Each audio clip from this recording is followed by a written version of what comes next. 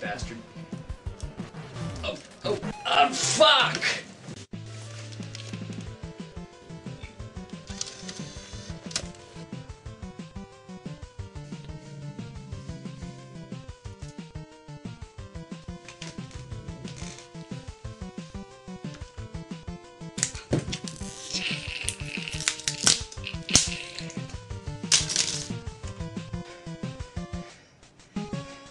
You know virtual console games aren't on disc, right?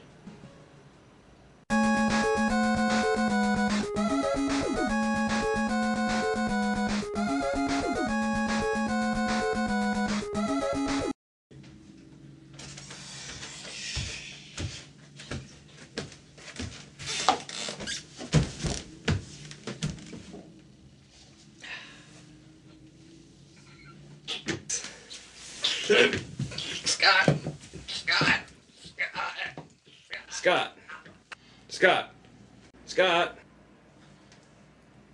What? Did you hear about the new Bioshock game? Yeah, like 2 years ago. How? Yeah, it looks good, but I don't agree with its 2 weapon slots and regenerating health. I think it was trying to be realistic. Realistic?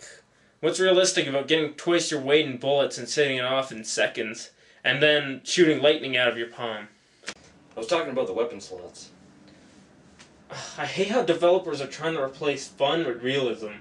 I mean, people don't play Call of Duty because you can switch out on only 2 weapons. That reminds me of the Suffering games. In the first one you can get tons of weapons, but in the second one you can only get 2. We should play them.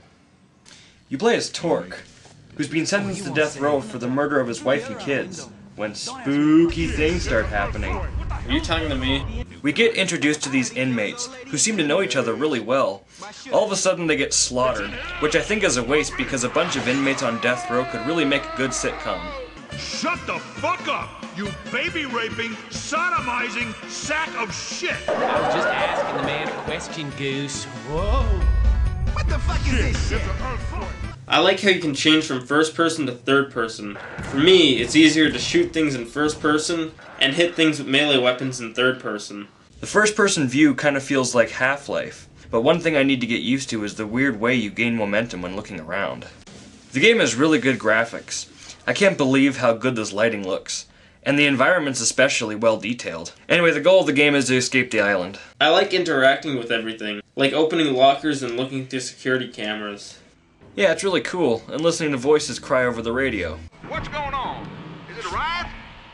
What's the situation? This Nash up in Tower A3, I can't hear sound, but when I find the spot down there, it's like everything scampers out of the way. I can't see well enough. Shit, get away from me! Hey, that guy can help you. What are you doing? I'm taking his fucking gun. He's gonna die anyway. Oh, fuck you. This game has amazing pacing. From the time between finding new weapons and being introduced to new monsters, the game gives us enough time learning strategies before it starts sicking large hordes of monsters on us. Unlike a lot of other survival horror games, this one is actually scary. It's not on par with Silent Hill 2, but the thing that sets it apart is the atmosphere. The gruesome monsters and the general style of the visuals and audio make for an unsettling tension. Oh, and there's no music playing a lot of the time, other than some banging. But most frequently you hear Torque's footsteps and the sound of him breathing.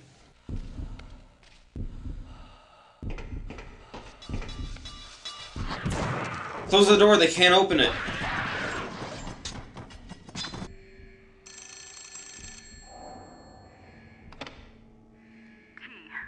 listen to me. You gotta get out of there. That island's more than just a prison, it's so much worse. Mom? Get out of there, T. Dude, leave the guy alone. He's practically defenseless. What the? What? What the fuck?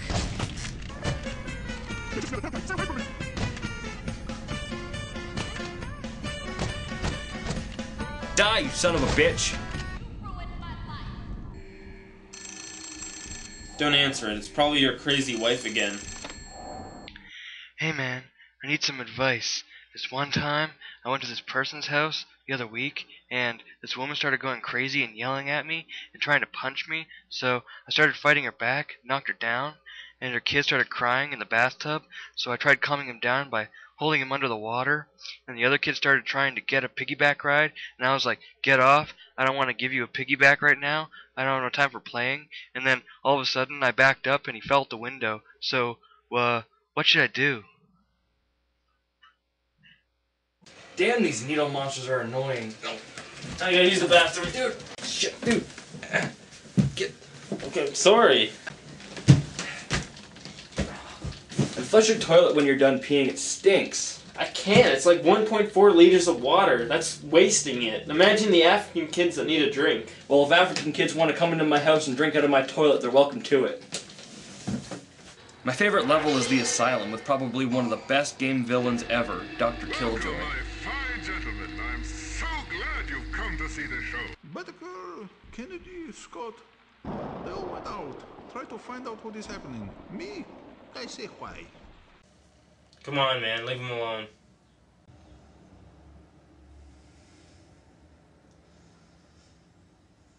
Understand? When I was a kid, this level was probably the scariest thing I'd ever seen.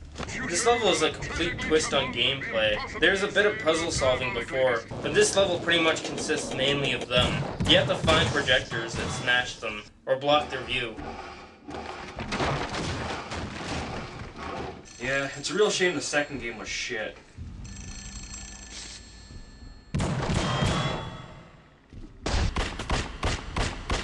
Who the hell directed this game? It can't be the same guy. They went way overboard with the disturbing content, and it just distracts the audience. It lacks subtlety. The first game left way more of an impact. I came close. I'm telling you, I saw something. Pretty wifey. The controls are the first thing that I noticed that don't feel right. To reload, you press down on the D-pad, while on the first one, it was R2. Switching between first person and third person is up on the D-pad, when previously it was a square button. These might be simple changes, but a sequel to a game that came out 1 year after the first one should have the same controls, or at least let us customize it. But actual gameplay changes cripples the experience further. No longer can you stockpile meds, or have an arsenal of weapons. It feels like it limits your options, because in the first game, you could have a sort of freedom with your supplies and how you use them. I hate the two-weapon layout the most. It just doesn't work for this game. Most often you're equipped with the two Colt pistols that don't do sufficient amount of damage. Some enemies will take more than 40% of your ammo. In the first game, with the revolvers, I could at least take down a marksman with a decent amount of shots. They also get out of having to balance the enemies by keeping infinite ammo cases around to fuel up your pistols. You'll rarely get to hang on to any other type of weapon because it runs out pretty much in any fight. In the first game, I could feel excitement when I had a different weapon, but whenever I get a new weapon in this game, I feel uneasy about the ammo supply, and that distracts me from having fun fighting monsters. Another thing this game gets wrong is the pacing between new enemies. The first game put a good amount of time before showing you new monsters, but this game presents a lot of them at least in the first 2 levels. It takes away the feeling of discovery. Where the fuck do I go? Turn. Turn where? Go back. Okay, I'm going back. What do you mean back? Okay, turn right. Okay, I'm turning right. Okay, now turn left. Okay, you're still pointing right. What? The game takes difficulty to a new level. Like you said earlier how some monsters take like 50 bullets, the game throws mobs of enemies at you, and taking one down is like trying to kill a rabid bear with silly string and a Nerf gun. Go close the door, it worked last time. Okay. Oh, fuck!